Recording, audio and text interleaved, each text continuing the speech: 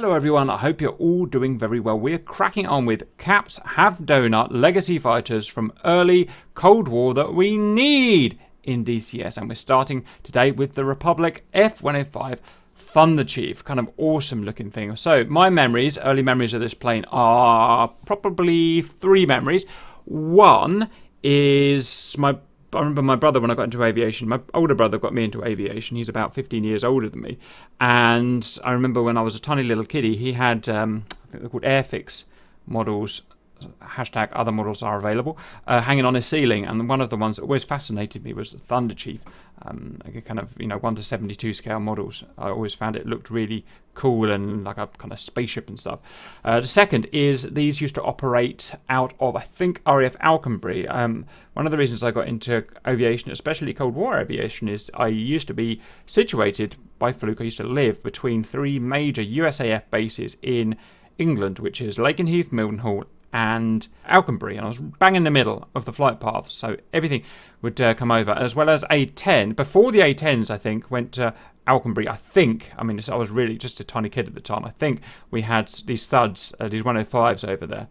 And thirdly, we used to get, back in the day before 9/11, we used to have, the Americans were really, cool. They would open these air shows up, these three air bases up every year to air shows. So you'd have these three massive American bases every year, air shows. None of them, they're completely closed now, and if you go near them, you get shot.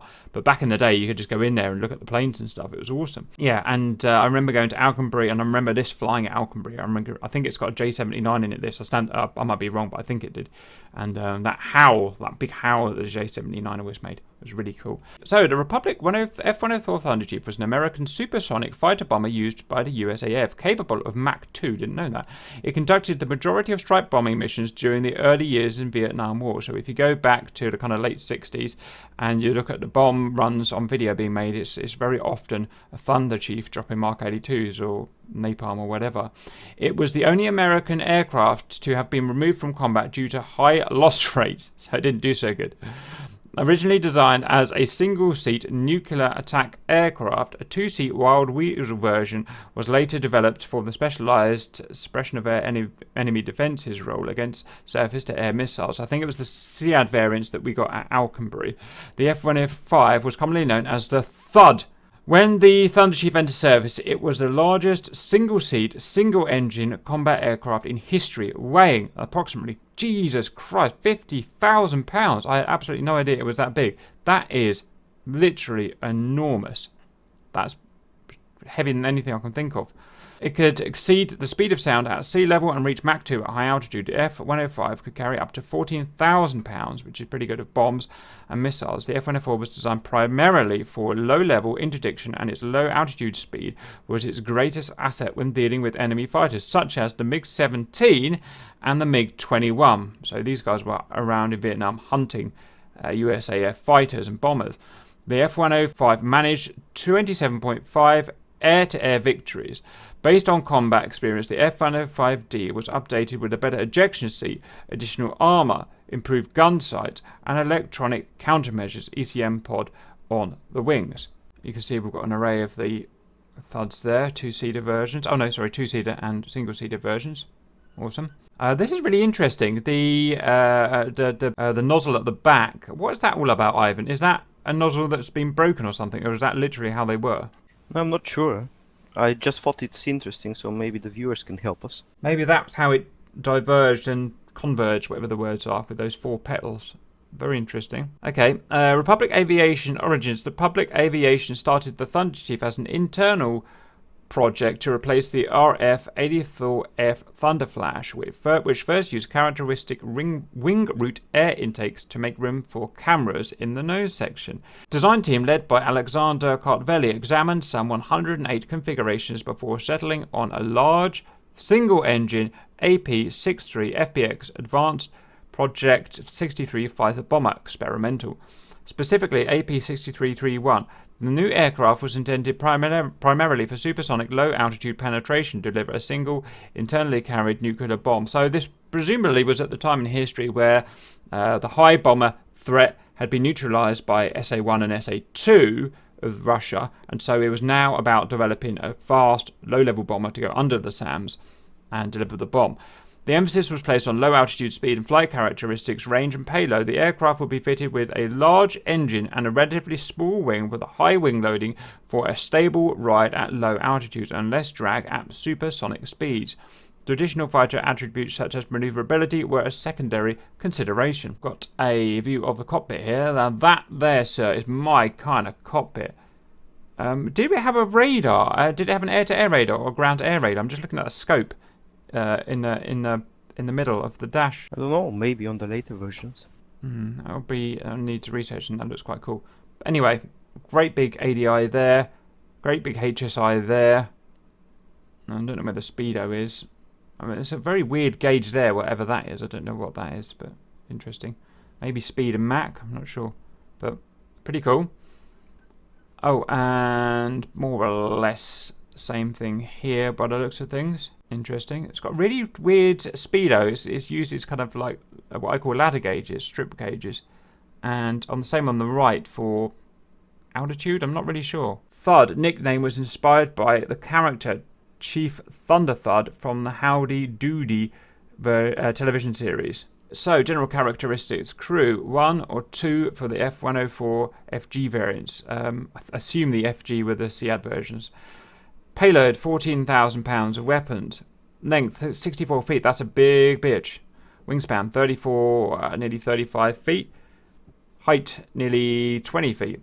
Empty weight, 26, nearly 27,000 pounds. Loaded weight, 37,500 pounds. Max takeoff weight, over 52,000 pounds. We've got the power plant, 1 times Pratt & Whitney J75. So this is pre-J79, then P19W afterburning turbojet. Dry thrust, 14,300 pounds. Thrust with afterburner, 24,500 pounds. Performance, maximum speed, Mach 2.08 at 36,000 feet. Combat radius is actually quite high at 778 miles. So it's quite high. Let's have a whopping great internal tank or something. Ferry range, 2,200 miles. Service ceiling, 48,500 feet. Not too bad for a high wing loading son of a gun like this. Rate of climb, 38,500 feet. Actually quite impressive. Thrust to weight ratio is... It's not actually that bad. Compared to a Super Sabre or something, that's not actually that bad at 0.74. Time to altitude, 1.7 minutes to 35,000 feet. Armament. Guns. This has the 1 times 20mm Mike M61A1 Vulcan 6-barrel Gatling gun with over 1,000 rounds. So that's the same thing being used, well, in fighters nowadays, literally. That gun is just an unbeatable gun for the amount of lead it can put out and the weight of and size it takes up. That's very impressive.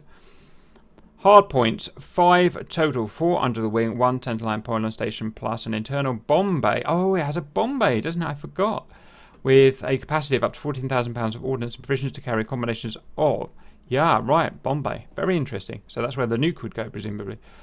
We've got rockets. We've got the LAL-32 and 59 rocket pods with 7 folding fin aerial rockets.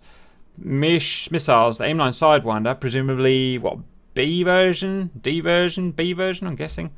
Really old style version. Got an, the Big Daddy, the AGM-12 Bullpup radio controlled missile, awesome.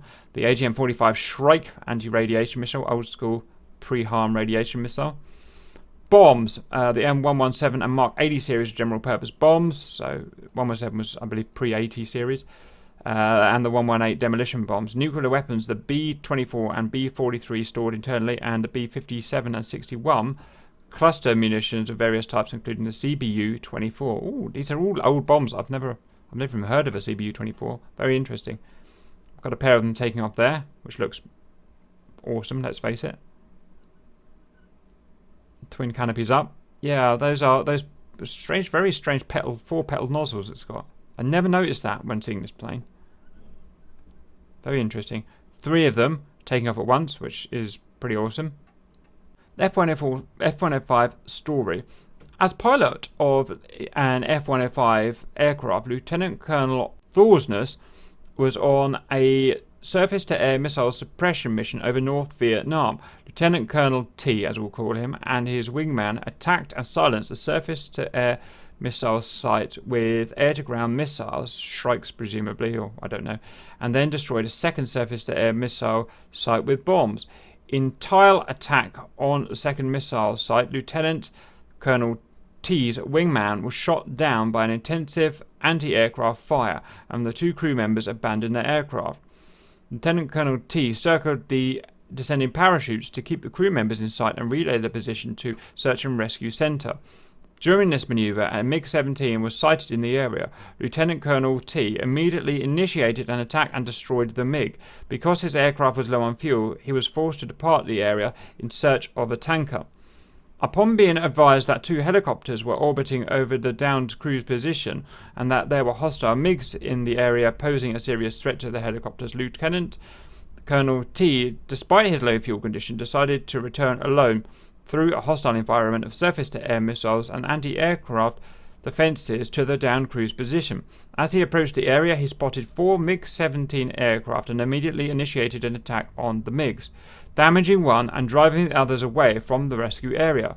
When it became apparent that an aircraft in the area was critically low on fuel and the crew would have to abandon the aircraft unless they could reach a tanker, Lieutenant Colonel T, although critically short on fuel himself, helped to avert further possible loss of life and friendly aircraft by recovering at a forward operating base, thus allowing the aircraft in emergency fuel condition to refuel safely. Lovely story. And that's the end. Thank you for that, Ivan. Great plane. Love to see it. Love to drive it one day. Any comments you want to make on that? No, it will be amazing to have a bomb bay as well. Yes, absolutely. That is a cool thing. A couple of notes from the stream here. Difficulties with its avionics and the MA8 fire control system were experienced early on. Typically, the F-105 required 150 hours of maintenance for each flying hour. Wow, that's a lot of maintenance for an hour, right? Crazy. Thunderchief was rapidly withdrawn from USAF service after the end of the Vietnam War. Of the 833 F-105s built, a combined 395 F-105s were lost in Southeast Asia. Wow, that's amazing. So that's a 1 in 2 drop rate, including 334, that many two-seaters, lost to enemy action and 61 lost in operational accidents. So yet another Widowmaker we're looking at. But that's one of the things that makes this and the Starfighter and everything and the Super Saber so exciting. They are all incredibly dangerous to fly. Hope you enjoyed that, and see you later.